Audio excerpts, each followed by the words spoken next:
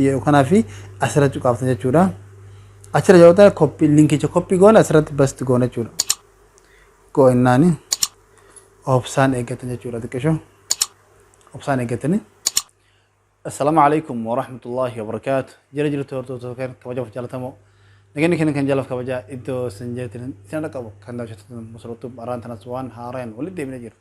Fakkeenya viidiyoo tokko yoo bakka tokko talaaltu feetu YouTube taatu feetu Facebook taatu viidiyoo dheeraa tokko bakka irraa jaalatteetiin fakkeenya fi yookaan dhuma xumura walakkaa bakka tokko hanga tokko sakantii muraasa deeqaa muraasa tokko viidiyoon dheeraa bakka tokko irraa murachuu yookaan bartaate viidiyichi gabbuufte hanga san irraa murte jechuudha. Booda waan kana hafee jira jechuudha. Viidiyoo tokko hanga fedhe yoo dheerate hanga xiqqoo irraa si tolsan qofa irraa qaxqoote hanga su qofa irraa gabbuufate jechuudha. Viidiyoo dheeraa san gabbuufte hanga sirraa murte godhuun hafee jira jechuudha. Viidiyoo tokko reaction dalaguuf hafeetu waan fedhe yeroo kan bartaate viidiyoo san hanga muraasa hanga sakantii deeqaa si barbaachisan qofa keessa muratteetiin itti haja itti baata jechuudha. Qophii har'a kana fakkaata. Qophii kana karaa asirratti isin agarsiisa. Nafaan bu'a.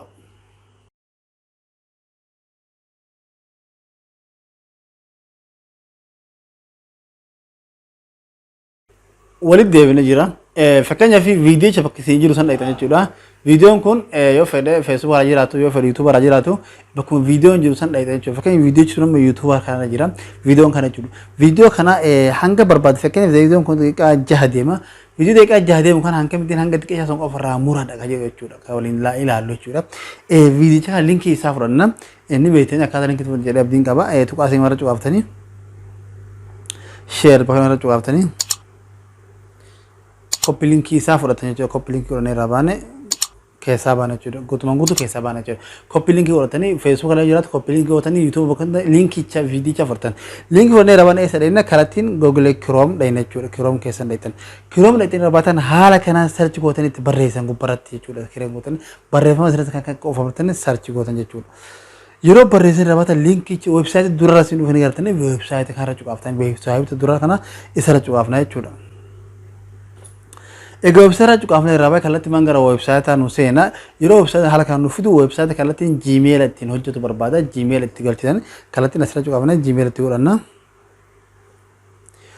Gmail ka Facebook ati moo ka Google jira tokko isin kamatti haajamtan kan itti barbaadan galfatanii hanga fakkeenya Google kan galchuu asirratti cuqaasa kallattiin Gmail afi fudhata jechuudha. Asirratti hayyam isgaafata kallattiin irra cuqaafta Gmail walii kam sin jira Gmail iddoo keessa qabataate Gmail iddoo siifida ka keessa itti barbaaddu fayyadama jechuudha. Kallattiin Gmail yeroo seef goone haala kanaan nu baasa jechuudha. Yeroo haala kanaan nu baase akkaataa sadiin nu baasa tokkoffaa viidiyoo gara irra fe'ee jira. Gara kaan viidiyoo gara keessa yeroo fudhatu jira. Ammaan ta iddoo kanarra iddoo basti kanaa fi asirra cuqaafta jechuudha. Achirra yoo copy linkicha copy goone asirratti basti goone jechuudha. Goonnaani opsaan eeggatan jechuudha xiqqeesho. Opsaan eeggatanii akkana nu baasa jechuudha. Yeroo akka nu baasee viidiyichi hanga dhumaa jalqabbii fi hanga daqiiqaa dhumaa isaa nu baasa jechuudha. Viidiyichi yeroo hanga nu baasee viidiyichi hanga daqiiqaa barbaadanii san dura laayee barbaadan walakka irraa gamana ooftanii gamanaanis gamana ooftanii daqiiqaa hanga fuufii hanga jidduu jiru hunda isinii hima gamana haala kanaan hanga daqiiqaa gabbuufachuu barbaadanii san qofa sagantii illee barbaadan hanga suma gabbuufachuu hin danda'e viidiyochi dheeraa kana gabbuuftanii walii adda muruun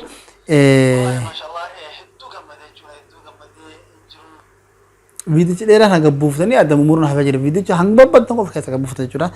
Akkana gootaate hanga sagantii barbaadan qofa gootateen create video jechaani asirra cuqaafta jechuudha.